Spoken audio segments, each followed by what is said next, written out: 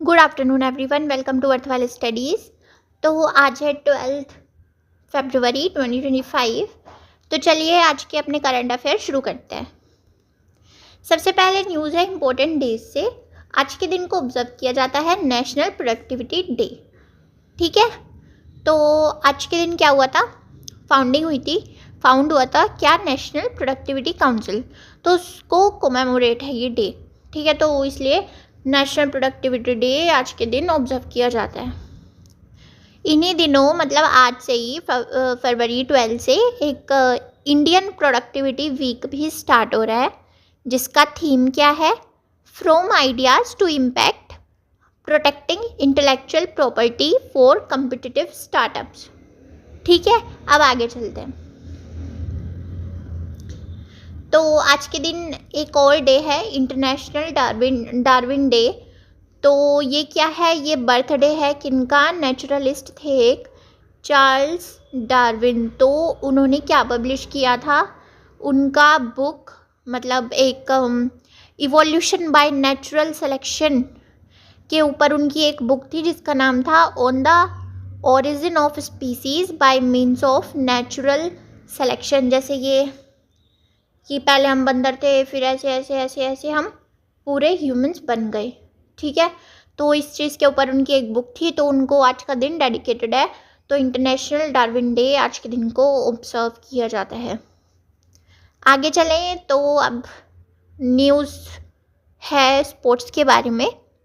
तो क्या है कि पंकज आडवाणी, हम जब भी स्नूकर या बिलियर्ड्स का नाम लेते हैं तो बस एक ही जो फेमस प्लेयर हैं इंडिया के, तो वो पंकज आडवाणी जी हैं, तो उनका ही नाम आता है। तो इन्होंने 36 नेशनल टाइटल जीत लिया है, जो कि इनका एशियन स्नूकर चैम्पियनशिप में इन्होंने अपनी जगह बना ली है। अब ये एशियन और वर्ल्ड चैम्पियनशिप के लिए खेल सकते हैं। ठीक है, ये टूर्नामेंट ओनली सिलेक्शन इवेंट था कि जिससे एशिया और वर्ल्ड चैम्पियनशिप में पार्टिसिपेट कर सकते हैं। ठीक है, आगे चलते हैं। अब है during the second ODI against, ठीक है, रोहित शर्मा बने हैं ओडीआई में सबसे ज़्यादा 6 मतलब छक्के मारने वाले सेकंड बने हैं। कि मतलब ये सेकंड ऐसे पर्सन है जिन्होंने ओडीआई में सबसे ज़्यादा 6 हिट करे हैं। तो किसके दौरान करे? अब ये एक सेकेंड ओडीआई हो रहा था इंग्लैंड के अगेंस्ट, कहाँ पे? कटक में हो रहा था। और इनसे ऊपर एक ही इंसान है जो कि बहुत सारे 6 उन्होंने हिट करे हैं ओडीआई में। तो कौन है? शाहिद अफरीदी हैं, और इन्होंने ये अब सेकेंड बने हैं। ठीक है, और इन्होंने किसको सरपास किया है? क्रिस गेल को। Chris Gayle. चलो अब आगे चलते हैं। अब है freestyle chess grand slam tour. तो ये किसके बारे में है? जो freestyle chess players club है ना, इसमें कितने मेंबर हैं टोटल? 1 2 3 4 5 6 7 8 9 10। तो 10 मेंबर हैं इसमें। तो अब ये क्या प्लान कर रहे हैं कि ये अपनी एक अलग एसोसिएशन बनाए, एक इंडिपेंडेंट एसोसिएशन बनाए। अब ये ऐसा क्यों सोच रहे हैं? क्योंकि इनके ना थोड़े क्लैशेस चल रहे हैं फिडे के साथ, फाइट के साथ, जो कि एक इंटरनेशनल चेस गवर्निंग बॉडी है। अब ये क्या करती है? ये इनसे ना एक कॉन्ट्रैक्ट साइन कराती है कि अगर ये इंटरनेशनली या वर्ल्ड की किसी भी चैम्पियनशिप में खेलेंगे तो वो फिडे के अंदर खेलेंगे, और अगर ये किसी और के साथ खेलना चाहते हैं या किसी और एसोसिएशन के अंडर खेलना चाहते हैं और अगर खेल गए हैं तो फिर ये फिडे के अंदर नहीं खेल पाएंगे। तो ये ऐसे थोड़े इसके अपने ही रूल्स इन पे थोपने की कोशिश कर रही है। तो उन क्लैशेस के चलते ही इन्होंने डिसाइड करा कि ये एक अपनी अलग इंडिपेंडेंट एसोसिएशन बनाएंगे। ठीक है, आगे चलते हैं। अगली न्यूज़ है union minister doctor Jitendra Singh ने लॉन्च किया है इंडिया का पहला इंडिजीनियस ऑटोमेटेड, इंडिजीनियस मतलब इंडिया ने ही बनाया है ये, तो क्या है? Automated biomedical waste treatment plant है। इसमें जो बायोमेडिकल वेस्ट होगा ना तो वो ट्रीट करा जाएगा, ठीक है। तो इसका नाम क्या है, श्रीजनम इसका नाम है, और ये कहाँ पे लॉन्च किया गया है, एम्स न्यू दिल्ली में ये लॉन्च किया है डॉक्टर जितेंद्र सिंह ने, ठीक है। और ये जो इनोवेटिव एनवायरमेंटली फ्रेंडली टेक्नोलॉजी है ना, ये किसने डेवलप की है, CSIR NIIST national institute for interdisciplinary science and technology ने ये जो है डेवलप किया है, ठीक है। आगे चलते हैं। India to host inaugural waves summit in Mumbai. तो वेव्स समिट मुंबई में होने जा रहा है, क्या है ये, world audio visual and entertainment summit है। कौन ऑर्गेनाइज कराता है, ministry of information and broadcasting organise कराती है। इसका एम क्या है कि globally media and entertainment hub country की एक पोजीशन बन सके इस चीज़ में, जो मीडिया एंड एंटरटेनमेंट है। तो वेव्स क्या है, एक ग्लोबल प्लेटफॉर्म है जो कि फोस्टर करता है, डिस्कशंस होते हैं यहाँ, कोलैबोरेशंस होते हैं, एक इनोवेशन होता है इस मीडिया एंड एंटरटेनमेंट इंडस्ट्री में, ठीक है। तो अब आगे चलते हैं। India has reached a significant milestone of surpassing 100 gigawatts of installed solar power capacity. अब चलो शुरू से बताती हूँ। क्या था कि हमारी गवर्नमेंट ने एक एम लिया था कि 175 गीगावाट हमें अचीव करना है, जो कि non fossil fuel based energy हो, ठीक है। और इसमें क्या था, और ये हमने जो टारगेट लिया था ना, ये कब से लिया था, मतलब कब तक ही हमें अचीव करना था, 2022 तक हमने ये टारगेट लिया था, ठीक है। और इसमें क्या था कि इसमें लगभग 100 गीगावाट तो हमें सिर्फ सोलर पावर से अचीव करना था, कि हम इतने गीगावाट ना non fossil fuel based energy होगी वो, और हम इसको डेवलप करेंगे, ठीक है। तो ये 2022 तक हमें अचीव करना था, बट इसमें बाद में थोड़े चेंजेस हुए। तो हमारा नया टारगेट जो क्या बना कि 500 गीगावाट हम non fossil fuel based energy जो है वो जनरेट करेंगे बाय 2030 तक, ठीक है। ये PM नरेंद्र मोदी जी ने ये टारगेट सेट किया। और नॉन फॉसिल फ्यूल बेस्ड का मतलब क्या है, जैसे कोई कोयला वगैरह से नहीं, बट सोलर से हो गया, विंड से हो गया, ठीक है, या फिर बोल लो वाटर से, तो ऐसे हम जनरेट करेंगे। और तो अभी एक जो 100 गीगावाट सोलर पावर से जनरेट एनर्जी है, तो वो हमने अचीव कर लिया है, मतलब हम 100 गीगावाट एनर्जी बना चुके हैं सोलर पावर से, ठीक है। तो वो एक सिग्निफिकेंट माइलस्टोन है इंडिया के लिए। और इसमें जो की सपोर्ट रहा, जो मतलब किसका सबसे बड़ा सपोर्ट रहा, तो वो ये एक योजना है PM सूर्य घर मुफ्त बिजली योजना। तो इसका बहुत बड़ा सपोर्ट रहा, क्योंकि देखो इसके टारगेट से क्या है कि सोलर पैनल्स इंस्टॉल करने के रूफटॉप्स पे, एंड 1 करोड़ हाउस होल्ड्स को लगभग 300 यूनिट्स देने के इलेक्ट्रिसिटी के एवरी मंथ फ्री। तो ये सब इसके एम्स थे, इनके टारगेट्स थे। तो इसने, इस योजना ने एक बहुत बड़ा इसका रोल रहा है इस सिग्निफिकेंट माइलस्टोन को अचीव करने के लिए। अब आगे चलते हैं। अब है परीक्षा चर्चा 2025। तो ये हुई है 10 फ़रवरी को।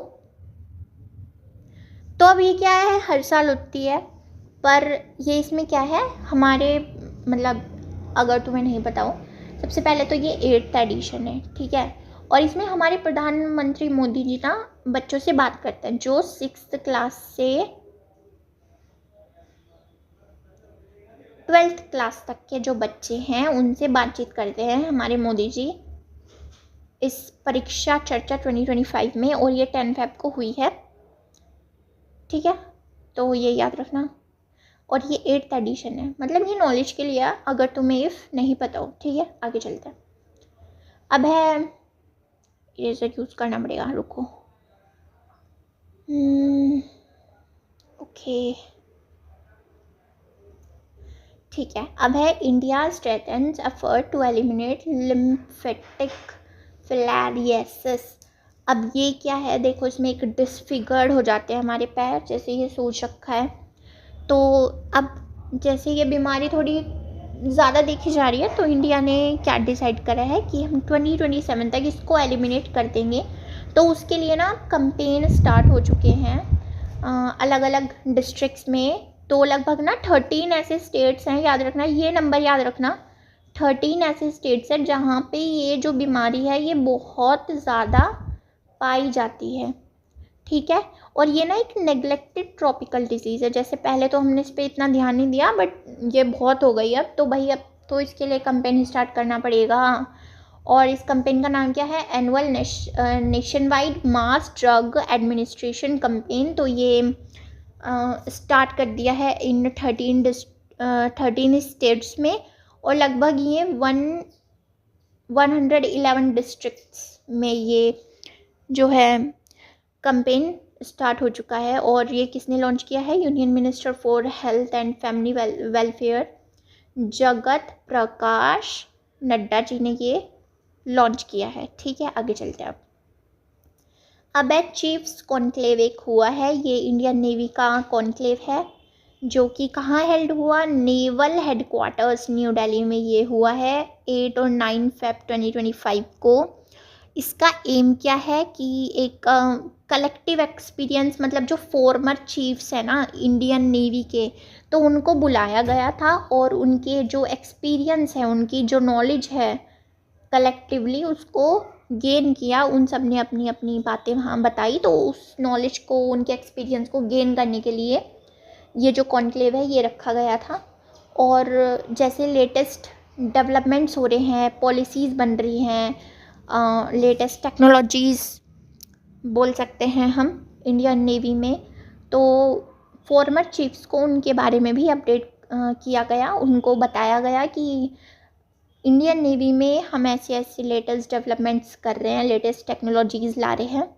ठीक है, और यहाँ पे ना एक बुक भी लॉन्च करी गई जिसका नाम है legacy of leadership naval chiefs through time. जैसे देख सकते हैं सबके हाथ में ये बुक है। ठीक है, तो ये बुक भी यहाँ पे लॉन्च की गई। तो इसका नाम जो है वो तुम याद रखने वाली चीज़ है। ओके, तो इसका नाम तुम याद रखना। अब आगे चलते हैं। तो central bureau of investigation CBI ने कोस्ट गार्ड के डायरेक्टर जनरल के नटराजन पे, और ये अभी नहीं है, फॉर्मर है, मतलब पहले रहे हैं, कोस्ट गार्ड के डायरेक्टर जनरल रहे हैं के नटराजन। तो इन पे एक इल्ज़ाम तो नहीं बोलेंगे, इल्ज़ाम ही बोल लो चलो, एक केस रजिस्टर करा है CBI ने कि इन्होंने ना गलत तरीके से जो एनुअल कॉन्फिडेंशियल रिपोर्ट्स हैं या सीनियर ऑफिसर्स के डोजियर्स हैं उनके बारे में इंफॉर्मेशन है, तो वो लीक करी है, वो उठाई है इलीगली। तो इनके ऊपर एक ये केस दर्ज करा है CBI ने। तो याद रखना किसके ऊपर करा है, कोस्ट गार्ड के डायरेक्टर जनरल हैं के नटराजन, तो इनके ऊपर करा है। ठीक है, तो ये सही है या ऐसे ही फालतू मतलब जो है एलिगेशन लगा है, तो वो तो बाद में ही पता लगेगा, बट तुम इनका नाम याद रखना। आगे चलते हैं। अब है रिलायंस ने एक स्पोर्ट्स ड्रिंक लॉन्च की है जिसका नाम है स्पाइनर। ये 10-10 रुपये में मिलने वाली ड्रिंक है। तो किसके साथ मिलके की है, मुठिया मुरलीधरन। ये फॉर्मर श्रीलंकन क्रिकेटर है और अभी करंट में ये श्रीलंका क्रिकेट के कोच हैं। ठीक है, तो इनके साथ मिलके ये स्पाइनर ड्रिंक जो है ये रिलायंस ने लॉन्च की है। अब आगे चलते हैं। तो नोकिया के नए CEO बने हैं कौन, जस्टिन होटर्ड। इनको नोकिया का नया CEO बनाया गया है। ये फॉर्मर, एक सेकेंड, और ये फॉर्मर क्या रहे हैं, देखो फॉर्मर इंटेल एआई चीफ भी ये रह चुके हैं और अब नोकिया के नए सीईओ बन चुके हैं। तो आगे चलते हैं। रोमानियन प्रेसिडेंट क्लॉस लोहानस ने रिज़ाइन किया है एज अ रोमानियन प्रेसिडेंट, मतलब रोमानिया के प्रेसिडेंट थे बट इन्होंने अभी रिज़ाइन कर दिया है क्योंकि पॉलिटिकल टर्मोल, क्योंकि इन्होंने जो इनकी प्रेसिडेंट की जो एक पोजीशन है उसका थोड़ा गलत इस्तेमाल किया है। तो इनका इम्पीचमेंट होने वाला था, तो उसके चलते इन्होंने खुद ही रिज़ाइन कर दिया। तो इनका नाम याद रखना, क्लॉस लोहानस। और यहाँ पे रोमानिया देख सकते हो मैप में इसकी position. So that was all, thank you. Subscribe our YouTube channel worthwhile studies for daily current affair video, और टेलीग्राम चैनल को भी ज्वाइन कर लो।